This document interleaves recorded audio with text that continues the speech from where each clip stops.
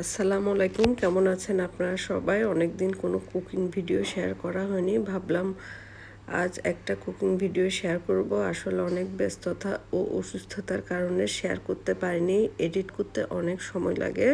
আপনারা আমার বিভিন্ন ভিডিও আর পোস্টে দেখেছেন আমাদের বাড়ির সামনে বিশাল একটা পুকুর আছে, সে পুকুর থেকে মাছ ধরা হয়েছে আর সে মাছ রান্নার ভিডিও আপনাদের কাছে শেয়ার করব। এখানে আপনারা অনেকগুলো মাছ দেখতে পাচ্ছেন, এখানে অনেক মিক্সড মাছ রয়েছে, ছোট রুই, তেলাপিয়া, কালবাউস, মৃগেল, কার্প জাতীয় মাছ এগুলো ধরা হয়েছে। অত বড় হয়নি মাছগুলো।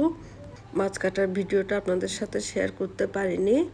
এখানে মাছগুলো ধুতে যে যার হাত দেখতে পাচ্ছেন এগুলো হচ্ছে তুরিনের হাত। তুরিনে অনেক সুন্দর করে পরিষ্কার করে মাছগুলো ওয়াশ করছে আর আমি পাশে দাঁড়িয়ে ভিডিও করছি।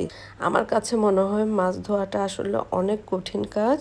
সে বারে বারে বারে বারে একটা একটা করে মাছ হাতে তুলে নিয়ে পরিষ্কার করে ধুচ্ছে। আমাদের মাছ ধোয়া প্রায় শেষ হয়ে গেল, এখন রান্নার পালা। রান্না করছে আমার ছোট চাচি। ডেকচিটা আসলে অনেক বড়, কিন্তু ভিডিওতে ছোট মনে হচ্ছে। এতগুলো মাছ একসাথে আমি কখনো রান্না করিনি, আপনাদের সাথে শেয়ার করছি উনি কীভাবে রান্না করছে। একটা হাঁড়ি বসে ওখানে তেল আর বেশ কিছু পেঁয়াজ দিয়েছে। পেঁয়াজগুলি একটু নরম হয়ে আসলে ওখানে পর্যাপ্ত পরিমাণ লবণ দিয়ে দিয়েছে। তারপর উনি এগুলো নাড়াতে শুরু করলেন। আসলে অনেক মাছ একসাথে খেতে ভীষণ মজা। একটু যখন নরম হয়ে আসলো উনি ওখানে হলুদ দিয়ে দিলেন, হলুদ গুঁড়ার পর দিয়ে দিলেন মরিচ গুঁড়া। আসলে ওনারা অনেক বেশি রান্না করেন, রান্না করতে করতে ওনাদের আইডিয়া হয়ে গেছেন যে কতটুকু মাছে কতটুকু মরিচ গুঁড়া কিংবা হলুদ গুঁড়া দিতে হবে।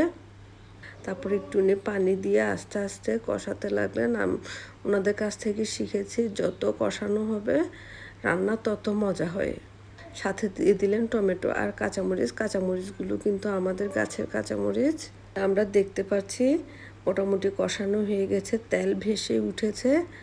চলে গিয়ে যখন পুরোপুরি তেলটা ভেসে উঠলো তখন উনি সবগুলো মাছ একসাথে হাঁড়িতে ছেড়ে দিলেন। তারপর কাঠি দিয়ে আস্তে আস্তে সাবধানে নাড়ছেন যাতে মাছগুলো ভেঙে না যায়। এটা অনেক সাবধানে করতে হয় এই কাজটার সাথে।